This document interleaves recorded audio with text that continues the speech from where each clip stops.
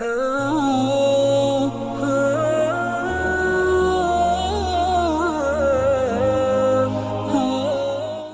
کی خوشیوں میں یتیم اور نادارہ بچوں کو بھی شامل کریں۔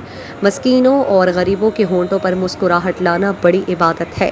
ان خیالات کا اظہار سماجی کارکن مختار انور زامورانی نے گدروشیا پوائنٹ سے گفتگو کرتے ہوئے کیا۔ انہوں نے کہا کہ خلج اور کیچ کے دوستوں کے تعاون سے پہلے مرحلے میں غریب اور یتیم بچیوں کے لیے عید کے کپڑوں کا بندوبست کر کے باقاعدہ تقسیم کرنا شروع کر دیا ہے۔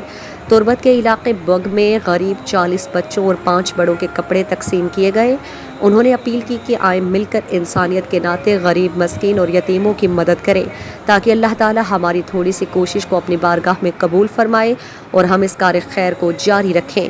ہر عید میں گھر گھر جا کر عید کے کپڑے تقسیم کیے جائیں گے۔ مخیر حضرات سے گزارش ہے کہ ہمارا ساتھ دیں، ہم زیادہ سے زیادہ لوگوں تک پہنچ سکیں۔